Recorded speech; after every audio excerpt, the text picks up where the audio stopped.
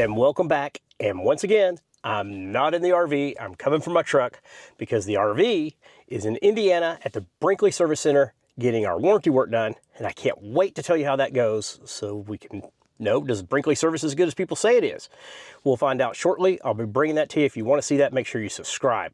But today I just wanted to do a real quick video about the 3 things that I think a lot of RVers are getting ripped off on. One is a brand new thing that I'm seeing out there. It's not new in the world, but new in RV.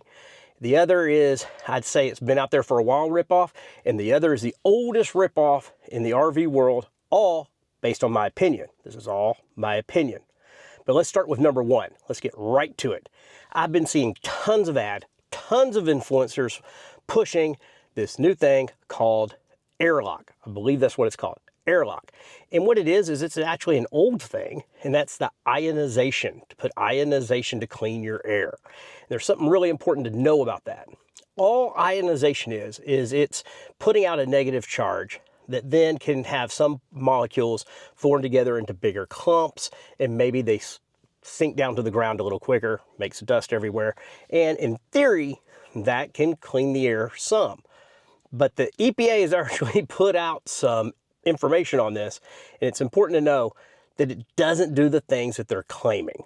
For one thing, it will get rid of some molecules, but not all.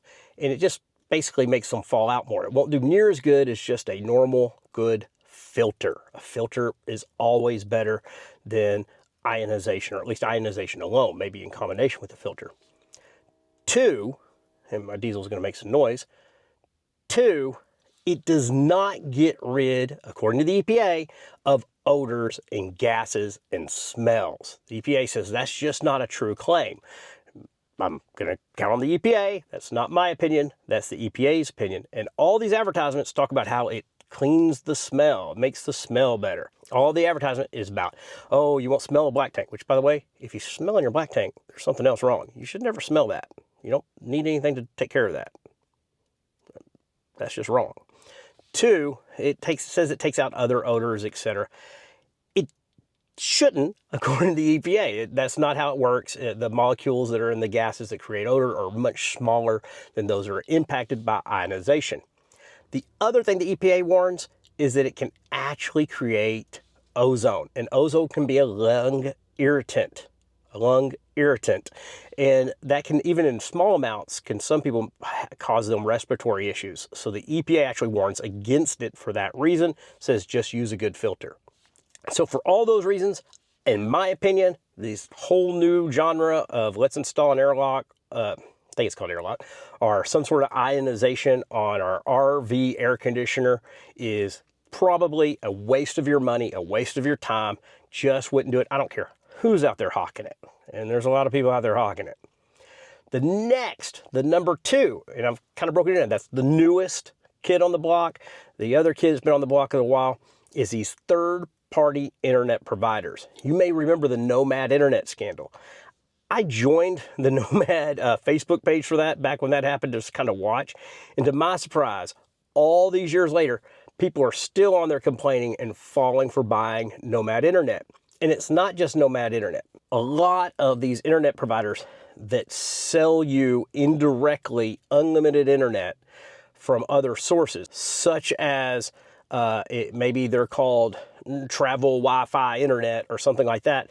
And what they're selling you is maybe a Verizon plan or an AT&T plan or a T-Mobile plan, but they're not selling it directly. They've either bought it and bundled it together. They either have a special license for it. And a lot of times they're doing it dishonestly. And they don't even have permission. Maybe they're buying business plans that have different rules on them, and then they're selling them to you for personal use against the terms of the main provider. And because of that, they can get cut off a lot. Now, I know Nomad got into some trouble and entered into a settlement, and they now have to have a license, and I believe they have one with Verizon. But the customer service is still not great. But a lot of people, even some of the people that came out against Nomad Internet and said this is a bad deal, have gone on to hawk on their YouTube channels similar type programs, similar stuff, these similar type of third-party provided internet. And I can't say every one of them's a scam. Maybe there's a legitimate one out there. Maybe they can do well for you for a while. But for the most part, wouldn't do it. they're a scam, in my opinion. Now, I actually had Travel-Fi or something like that for a while and loved it for a while. For about a year, it did great. And then I started to experience those problems that you experience with these third-party sellers of cell plans. And I learned my lesson, because when your internet goes out unexpectedly and you depend on it while you're traveling to make your living, etc., that can be a problem. So for me, I buy a first-party plan. Right now I have T-Mobile, and then I have Starlink as a backup. I don't use these third parties. I think they're scams. And the last scam that I want to warn you of, that you've probably heard a lot about, and it's the oldest in the RV industry, and that's extended warranties. Now, I know some people have been saved by extended warranties. Some people love them. But for the most part, in my opinion, they're a way for dealerships to make revenue. And what you get is not that great. First, a lot of them require you to get work done at the dealership. And in my opinion, getting work done at the dealership is about the last place you want to take your RV. The dealer will hold it for months, if not longer. And a lot of times, it'll come back to you in worse condition than when you took it in. You have to fix it yourself. Dealership work, to me, not that great. Maybe there's an exception. Let me know down below. But I've tried many. It hasn't been that great for me. 2, for the price of these things, you can generally just put that money aside and fix most things that could possibly come up on your RV. And there's so many exclusions, there's so many ifs and buts that it's hard to guarantee that you'll have coverage when you really need it anyway. And that dealer, if you're getting a loan, is a lot of times attaching that right into your loan to financing, and you're paying interest on this overpriced plan.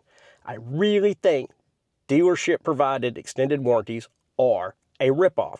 And these extended warranties are provided different ways. They'll try to sell you the basic extended warranty, then they'll try to sell you some sort of spray-on magic dust for your upholstery inside.